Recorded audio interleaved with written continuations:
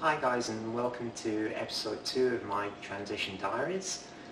For those of you that haven't done so, please watch episode 1 first, as it explains a lot of my backstory, which I'll be expanding on in coming episodes. Now that I no longer have to explain how I've got to where I am now, I'm going to be trying to stick to a sort of standardized format for these vlog episodes. So for the first part, I'll basically be talking about where I'm at with my transition and how my week's gone, my mood, feelings, emotions, etc. And then for the second part, I'm going to be doing kind of teaching, but more pontificating. Teaching would imply that I have some form of expertise. Now, to be an expert, you have to know everything there is to know about not very much, and I know not very much about a lot of things, so I'm just going to be ranting and giving opinions on whatever topic I happen to choose for the week. Now, this particular episode, I'm going to apologise now for several outfit changes. I'm going to admit now that it's been filmed over a couple of days and not all in one sitting like I did for the last time. Yeah, without further ado, let me start. First of all, I'd like to thank everybody for the overwhelming response to the first episode. I think it got about 300 views within the first 12 hours that it was online, and I mean, unanimously positive, and I was completely overcome with emotion, everybody messaging me and making me cry all over again, reading some of your lovely comments, and yeah, been absolutely fantastic. Been shared from here to Australia, going to be shared on the GLAD website. GLAD are the LGBT Association of Doctors and Dentists, so again, going to be helping it to get to a much wider audience, and like I said first time around, if it can help one person, then I'll consider this a job well done. Now, for anybody who is interested in learning more, the website for GLAD is here, and they've got a Facebook page as well, and I'll be talking a bit more about them in one of my upcoming vlogs when I'm discussing advocacy and how to be an effective ally. But that's all I'm going to say about them for now. Specific comments that I had in response to the first one, it had been mentioned to me that I had come across as somewhat aloof beforehand, and that's not the first time people have said that to me. And I suppose it's probably a combination of two things, using aloofness as a defense mechanism, because I don't want to reveal my true self to people, or didn't before coming out, and yeah, just a way of, you know, preventing myself getting hurt, and, you know, trying to keep my emotions in check. So anybody who did find me aloof and distant beforehand, I'd like to apologise now. So this is outfit change number 1. Just in from work, and that's the reason for being a bit less glam than you normally see me. North Face top, jeans and Ugg boots. So yeah, further comments and questions that I've had based on the first vlog. I'd like to say a special thanks to Lauren, the founder of This Girl Is Enough, for giving me this share on her Facebook page. Now, I've not been following Lauren for very long, probably a couple of months, but she's somebody that I really admire, just the way she's a normal person, but she's started essentially a movement. So I am a big fan of body and self-positivity, and so a special thanks to you, Lauren. The other question that I was asked in response to last week's vlog was about my role models. Now, I know lots of young people growing up have various celebrity athlete role models, but I don't see myself as a celebrity or an athlete, and I don't aspire to be a celebrity. So yes, I admire people like Laverne Cox and Janet Mock for the way they conduct themselves and for being transgender women of colour, but I don't see myself as identifying that strongly with them. So people that I do look up to and admire, number one, my crazy cousin, for the love and support she's given me as I start on my transition. Even though she is a few months younger than me, I still look up to her as a role model. Number two, Vicky Cook, who is a consultant in OMFS in Fife. So Vicky is very much her own person, and she helped me to see that I too, if I wanted, could be my own person, although it's perhaps taken me longer than it should have. She also happens to be a very good consultant maxillofacial surgeon who happens to be female.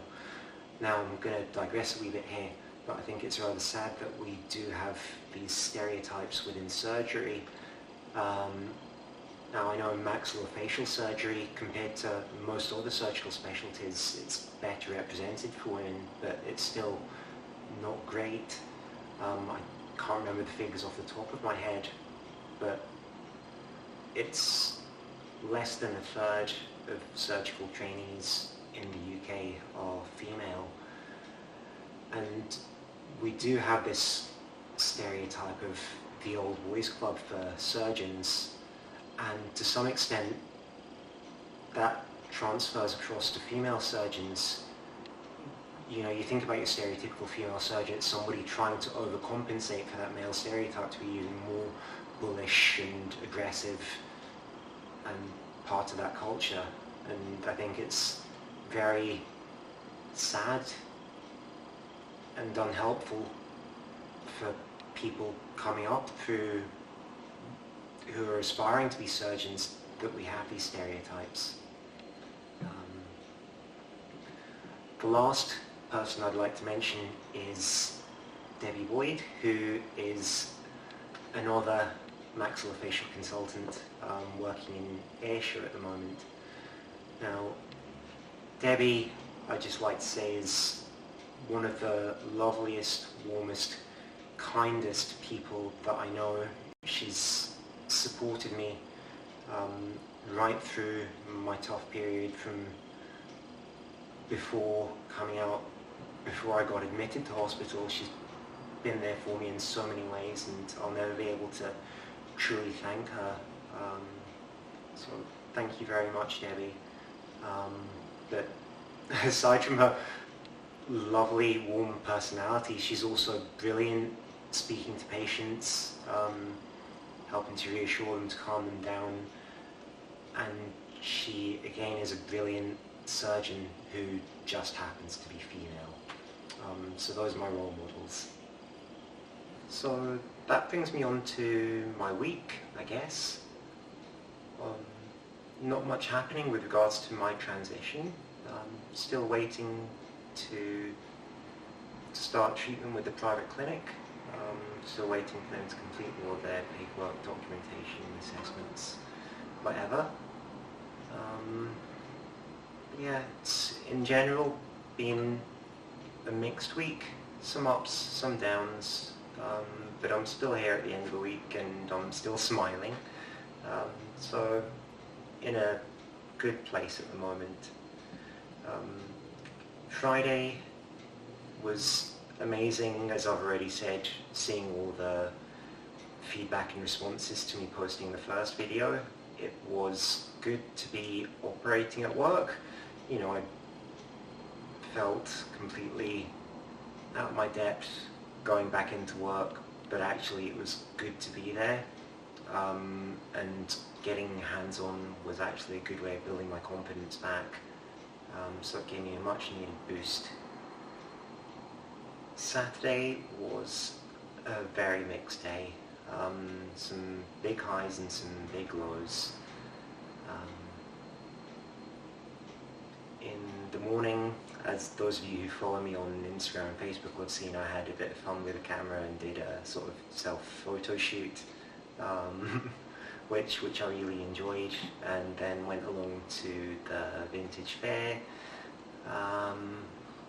which was being held in Glasgow in an old converted market building. It was lovely, got some amazing vintage buys, which I may or may not be photo casing in one of my upcoming vlogs. But then after that, I don't know, I just started to feel alone and isolated, and just started getting quite down. And yeah, I ended up feeling quite depressed on the Saturday. Sat here drinking absinthe, and yeah, I posted something on my Facebook about how shit I felt like the world was, and I'd like to apologise for anybody who's alarmed at my post there and thought that I might have been doing something stupid. And a massive shout out and massive thanks to Amy, who phoned me and actually came round and sat with me from midnight until 3:30, just chatting and drinking cocktails, which was absolutely lovely. So thank you so much, Amy. You're a wonderful, beautiful person with a really warm heart, and I know we don't know each other desperately well, but I really feel that we've got quite a connection there, and it's lovely to have you in my life right now, so thank you. So Sunday morning I saw the story about Kelly Holmes having self-harmed in the news, and it just made me think, well, even this famous sports person has struggled with mental health, and I'm not really one for self-aggrandizement, but it made me think that perhaps what I'm doing is actually worthwhile if it can, if these issues affect everybody, if they're everywhere, then, maybe if I can touch one person, then that actually means something. So spent the morning on Sunday at another vintage fair in the west end of Glasgow called Granny Would Be Proud, and got another couple of vintage finds, which was amazing, but didn't really get up to much more on the Sunday because it was such a horrible wet day. So that was Sunday. Monday I'd had a few things planned, but for various reasons ended up falling through, and I spent the day by myself and again felt quite down, and for one reason or another I had a falling out with food. Now I'm not going to discuss that with you today. I'm going to talk about body image and eating in one of my other vlogs, and that's all I'm going to say about that for now. Back at work on Tuesday, had a full day of clinics, which was fortunately light, so it gave a chance for me to ease my way back into things at work, and it was actually a really nice day. I felt useful again, like I was helping people, and that was lovely. Wednesday, another quiet day at work, nothing scheduled for the trauma team that I was with, and I spent most of the day helping the new juniors who have got on the ward who've only been there for a few weeks, so just helping them with any odds and sods that they had to sort out, and again it was nice to feel like I was doing something useful. Yesterday at work, not much going on with the trauma team, so I ended up giving the oncology team a hand, and didn't end up leaving work till, what, 6:30. So I was quite exhausted by the end of the day, and about ready to collapse when I came in. Although I felt physically exhausted, you know, I was pleased that, you know, I was there to be able to lend a hand. You know, if I hadn't been there, I think we would have been quite short-staffed. So that felt good. A couple more things that had been planned fell through yesterday. Actually, I'd meant to go for coffee with a pal, but I finished theatre late and she finished theatre even later. And then today I was meant to be going down to Liverpool to stay with another friend this afternoon, but yeah, one of her cats has taken really ill actually, so she's not in a position to have me stay with her, and yeah, it's really sad. But yeah, I'm not one to bemoan my lot, you know. It's just unfortunate that I'm not getting to spend much time with my friends at the moment for whatever reason. And today had a bit of a lie-in because I didn't have to pack to go down to Liverpool anymore, and I had just come back from my psych appointment with Dr. McCarthy, who is extremely pleased with the progress I've been making for the most part, and really happy with how I've been getting on, and I'm going to be going back and seeing him in 3 months' time. So that's where I'm at with my week. Looking forward to next week. Going to be with the oncology team again, so it's probably going to be a bit more busy than this week has been. And not sure really what I'm going to get up to this weekend, but I'm sure I'll manage to cobble something together. Right, so now we come to the education section, which I'm going to call Transgender Do's and Don'ts for Dummies. And when I say transgender, I use it in the umbrella sense to include non-binary people, gender fluid people, etc., etc. So I've created kind of like a 14-point checklist. Some of these overlap, but yeah, stick to a few basic rules, and you're not going to cause offence or upset anybody. Yeah. So the first one, do be kind and sensitive. You know, it's not anything clever, it's just simple common sense. If you're nice to people, then nobody's going to be upset or angry or whatever. Number 2, don't make assumptions. You know, it's often assumed that people may be transgender when they're actually non-binary, or vice versa. You know, don't second guess, don't assume that somebody is in a relationship, is single, doesn't want children, does want children, whatever. You know, if you're not sure, then, you know, don't guess. And I suppose that brings me nicely on to point number 3, which is do ask appropriate questions. It will save you making assumptions, and, you know, if you're not sure, just ask, as long as it's a sensible question. You know, like, what would you prefer to be called? Or what pronouns would you like to use? Or what title would you like to use? You know, just, if you've got a question and you're not sure, do ask. Number 4, don't confuse gender and sexuality, and a special shout out to my mum for this one. You know, any gender can be any sexuality, there can be any combination of things. You can have an asexual, non-binary person, you can have a transgender, pansexual person, and if I am using any terms here that you're not sure of, I'll be happy to answer any comments in the section below, or you can always look on Google. So that's gender and sexuality, two completely different things. Number 5, don't fetishize people who are not cisgender, so anybody under the transgender umbrella.